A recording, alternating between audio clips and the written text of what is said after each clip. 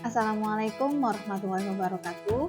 Perkenalkan, saya Hirzia, peserta PJJ Metodologi Pembelajaran Angkatan ke-8. Pada video kali ini, saya akan menjelaskan tentang RPP yang telah saya susun. Baik, RPP yang saya susun yaitu berdasarkan Surat Edaran Mendikbud nomor 14 tahun 2019 yang terdiri atas tujuan pembelajaran, langkah kegiatan pembelajaran, dan penilaian. Komponen pertama yang ada dalam RPP yang saya susun yaitu yang pertama adalah identitas, yang di dalamnya terdapat satuan pendidikan, Madrasah Tsanawiyah Negeri 3 Jembrana, atau pelajaran Al-Quran Hadis kelas 8 semester genap, tahun pelajaran 2020-2021 dan alokasi waktu yaitu 1 kali pertemuan. Yang kedua yaitu kompetensi dasar. Kompetensi dasar yang tercantum dalam RPP yang telah saya susun yang pertama adalah 1.1 mengamalkan membaca Al-Quran sesuai kaidah ilmu tajwid. 2.1 menjalankan sikap teliti dalam bertindak dan berperilaku. 3.1 memahami ketentuan hukum bacaan mad iwad, mad layin, dan mad arid disukun.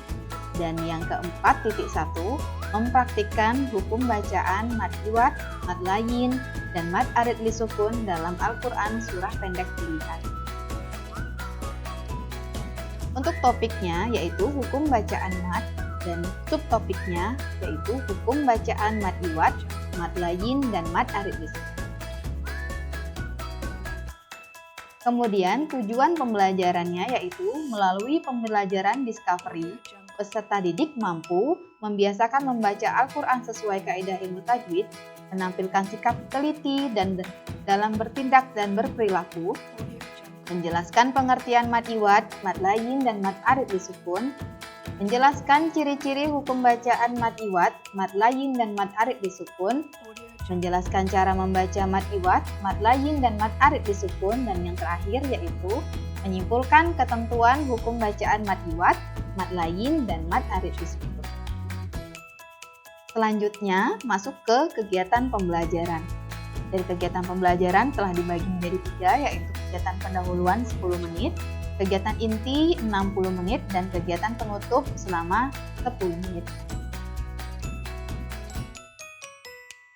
Untuk kegiatan pendahuluan yaitu yang pertama salam dan doa, yang kedua mengecek kehadiran peserta didik, yang ketiga menyampaikan tujuan pembelajaran, yang keempat memberikan motivasi kepada peserta didik, dan yang kelima yaitu membentuk kelompok beranggotakan 5-6 orang. Dan kegiatan inti yaitu 60 menit. Karena saya menggunakan model pembelajaran discovery learning, sintak yang pertama adalah stimulation, pemberian stimulus. Ini kegiatannya, guru memulai kegiatan pembelajaran dengan mengajak peserta didik membuka Al-Quran Surah An-Naba, kemudian meminta peserta didik mengamati video pembelajaran hukum bacaan mad iwad, mad layin, dan mad arid disukun. Sedangkan peserta didik yang tadinya telah dibagi menjadi kelompok, yaitu menyimak video pembelajaran dan mengamati contoh bacaan mad iwad, mad layin, dan mad arid disukun yang ada pada Al-Quran Surah An-Naba. Sintak yang kedua yaitu problem statement, pernyataan atau identifikasi masalah. Kegiatannya adalah guru mengajak peserta didik untuk mengidentifikasi masalah yang relevan dengan video pembelajaran, kemudian dirumuskan jawaban sebagai dugaan sementara atau hipotesis. Contohnya, yang pertama, bagaimana ciri-ciri hukum bacaan mad iwad, mad layin, dan mad arid disukun. Dan yang kedua, bagaimana cara membaca hukum bacaan mad iwad, mad layin, dan mad arid disukun. Sedangkan peserta didik berdiskusi dan membagi tugas untuk mengidentifikasi masalah yang relevan dengan video. Selanjutnya, sintak yang ketiga yaitu data collection atau pengumpulan data, di mana guru meminta peserta didik mengumpulkan informasi yang relevan sebanyak-banyaknya untuk membuktikan kebenaran hipotesis atau menemukan suatu konsep.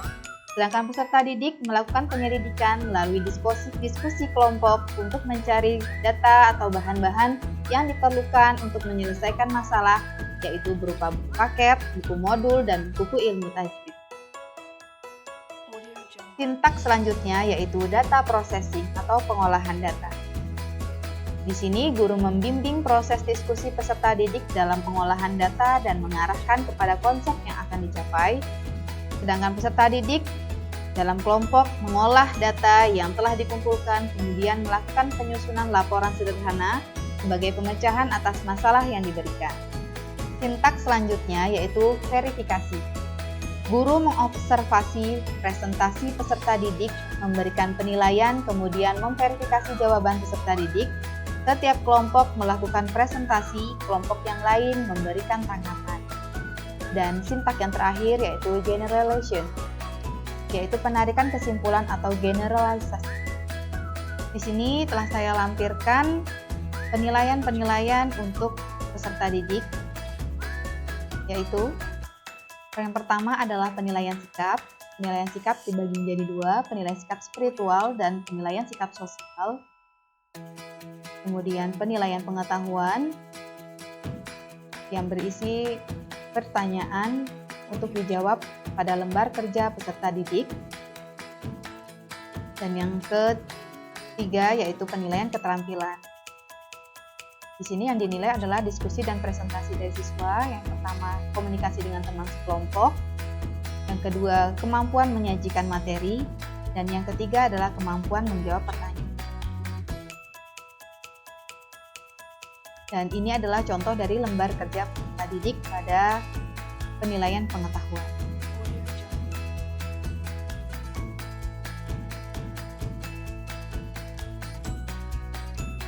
Baiklah, cukup sekian yang dapat saya sampaikan. Saya mohon maaf atas segala kekurangan yang telah saya lakukan, baik dalam pengucapan maupun penyajian. Dan saya ucapkan terima kasih kepada Bapak Arya selaku WI. Dan wassalamualaikum warahmatullahi wabarakatuh.